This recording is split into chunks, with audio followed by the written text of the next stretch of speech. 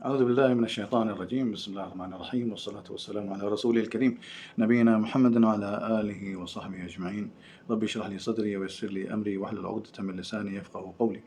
حاضرین، ہمارے پاس زندگی میں جب بھی سفر آپ نے جب دیکھا ہوگا، جب سفر کی بات آ رہی ہو، اور اکثر جب ہم لوگ جاتے ہیں تو رستے میں ہم اپنے کھانے کے ٹائم پر لگا لیں، ٹرین کا اگر سفر بھی ہے یا گاڑی کا سفر ہے یا جہاز کا بھی سفر ہے، تو جب آپ اپنی پرسنل گاڑی پر سفر کر رہے ہوتے ہیں تو پھر بھی آپ کہیں نہ کہیں رکتے ہیں اپنے جسم کے کھانے کی ریکوائرمنٹ کو پورا کرنے کے لیے. اور اسی طریقے سے جب آپ بس سے سفر کر رہے ہوتے ہیں تو بس بھی کہیں نہ کہیں لمبے روٹس پر جب سفر ہوتا ہے تو کہیں نہ کہیں روکتی ہے تاکہ آپ لوگ ریفریش ہو جائیں، جس نے کھانا پینا کھانا ہے وہ کھا لیں. اگر آپ اسی چیز کو ٹرین میں دیکھتے ہیں تو ٹرین میں بھی یہی سین ہے.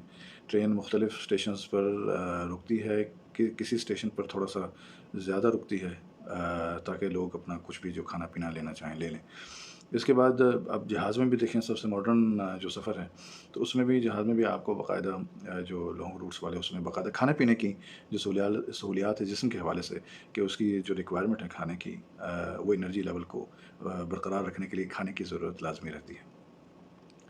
ٹھیک اسی طریقے سے جو زندگی کا سفر ہے روح کے سفر کو بھی ایمان کو تازہ کرنے کے لیے، دین پر دوبارہ واپس آنے کے لیے، یا روح کی جو ریکوائرمنٹ ہے ہمیشہ یاد کراتے رہنا روح کو. انسان جو ہے وہ من النسیان ہے، اور نسیان جو ہے وہ بھول جانے کو کہتے ہیں. تو انسان جو ہے من النسیان ہے، بھول جانے کا نام ہے. آپ دیکھ لیں کئی ایون کہ آپ کے سب سے قریب کوئی بھی دوست احباب کی ڈیتھ بھی ہوتی ہے تو آپ شروع میں آپ اس کو بہت زیادہ آپ کو غم ہوتا ہے، اور اس کے بعد آپ کے وہ غم کے جو لیول ہے وہ کم ہوتے ہوتے ایک دفعہ آپ دوبارہ سے دنیا میں گم جاتے ہیں.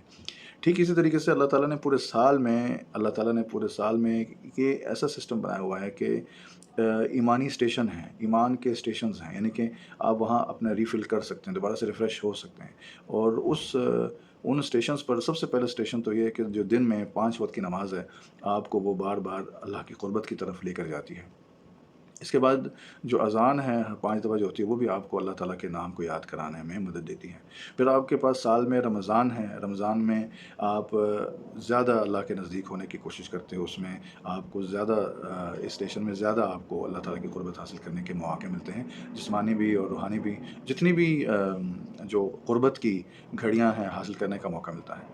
اور ٹھیک اسی طریقے سے یہ 10 عشرہ ذوالحجہ بھی ہے. کبھی ذوالحجہ کے ایام ہیں، کبھی محرم کے دن ہیں، کبھی مثلا دیگر جمعرات کا روزہ ہے سنت میں، یا پیر کے دن کا روزہ ہے سنت میں. تو یہ سارے ایمانی اسٹیشن ہیں. ان اسٹیشنز پر جب آپ کھانے کے لیے اترتے ہیں تو آپ اپنی روح کی غذا اصل میں پوری کر رہے ہوتے ہیں. تو میں چاہتا ہوں کہ اس ویڈیو کو لازمی آپ شیئر کریں اپنے دوستوں کے ساتھ، اور بتائیں کہ جیسے ہم کھانے کے لیے رکتے ہیں اسی طرح ہمارے ایمان کو تقویٰ دینے کے لیے، قوی کرنے کے لیے ہمیں چاہیے کہ ہم ان ایمانی اسٹیشنز کو بھی یوٹیلائز کریں. عشرہ ذوالحجہ ہے، اللہ تعالیٰ آپ سب کے نیک اعمال قبول فرمائے. جس نے بھی روزے رکھے اس کے بھی قبول فرمائے، اور جو کسی مجبوری کی وجہ سے نہیں رکھ سکا اللہ تعالیٰ اس کو بھی اپنے حفظ و امان میں اور اپنے قریب بندوں میں سے رکھے. ہمیں یہ دیکھنا ہے کہ ابھی 9 ہجری کو بھی روزہ رکھنا 1 سال کے پہلے اور 1 سال کے اگلے گناہ معاف ہونے کے حدیث میں ایک نوید آئی ہے. باقی قربانی کے حوالے سے سارا سال بندہ اپنے سارے کام کرتا ہے، کوئی چیز رکتی نہیں ہے. تو قربانی کے لیے بھی لازمی کوشش کریں کہ آپ کریں.